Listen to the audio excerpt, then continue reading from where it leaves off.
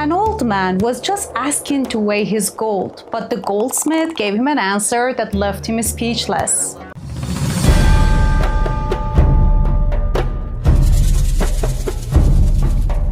Let's explore Rumi's unforgettable tale and its powerful lessons. Hi, I'm Masi, reviving the ancient Persian wisdom to enrich our modern lives. One day, an old man entered a bustling marketplace and walked into a goldsmith's shop, holding some gold dust in his hand, barely visible but clearly valuable to him. He looked at the goldsmith and said, "Please, may I borrow a scale? I want to weigh this gold." The goldsmith looked up and said, "Sorry, I don't have a sieve." The old man frowned. "I didn't ask for a sieve. I asked for a scale." The goldsmith calmly added, "I don't have a broom either." The old man, now irritated, snapped, "Stop joking and give me a proper scale. Don't pretend like you didn't hear me." The goldsmith leaned forward, his voice steady. "Oh, I heard you. I'm not deaf. But I also see your hands trembling. You're old, and if your hands shake, this gold dust will drop and vanish in the dust in my floor. Then you'll ask me for a broom to search for your gold dust. And once we swept everything into a pile, you'll ask me for a sieve to separate your gold from the dirt. This is why I said what I said, because I knew how it would end." The old man fell silent, because truly the goldsmith had weighed everything without even touching the scale. Stay tuned as we uncover the deeper wisdom that Rumi shared through this story and how we can relate it to our modern lives. Refusals can be acts of care. Not every no is a rejection. Sometimes it's wisdom in disguise. What seemed like a stubbornness from goldsmith wasn't actually refusal. It was deep foresight.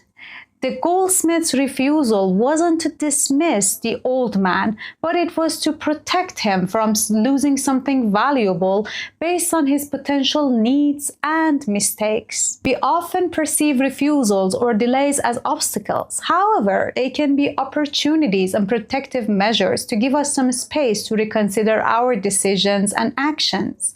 They set boundaries, prevent mistakes, and redirect us towards something better.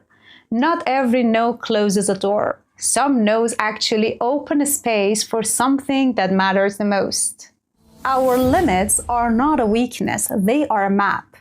The old man's trembling hand symbolizes human frailty, and the goldsmith's lack of equipment symbolizes human limitations. Self-awareness is recognizing our limitations, physical, mental, and emotional, and working within them or seeking help. Denying our limitations usually lead to frustration and failure. But once we stop denying our limitations and start working with them, not against them, that's when transformation happens. Smart people don't react, they prepare. The goldsmith didn't wait for the problems to happen. He saw them coming and acted early. In real life, success is not just about solving problems, it's about avoiding them too. Whether in relationships, business, or personal growth, the ability to foresee the risks and prepare for them is what separates the reactive from the wise. Preparation is not paranoia, it's power. Experience is a shortcut no app can replace. The goldsmith's experience let him weigh the situation without even touching the scale. He sees the whole situation, the old man's trembling hands, the small size of the gold, and the likely outcome. Our experiences let us see patterns and outcomes others miss. Trusting season's advice or learning from past mistakes can accelerate personal and professional growth. Trust the process, even when it's not what you expect. The old man asked for a simpler scale. The goldsmith's answer was not expected but wiser. We usually expect quick fixes and straightforward answers, but growth often comes through detours. Life usually doesn't go as planned, so trust in the process can lead to better results than stubbornly insisting on our way. If this story moved something in you or made you pause, please like the video, share it with someone who needs a little bit of wisdom today, and subscribe for more timeless tales made modern. Until our next video, stay wise and stay well.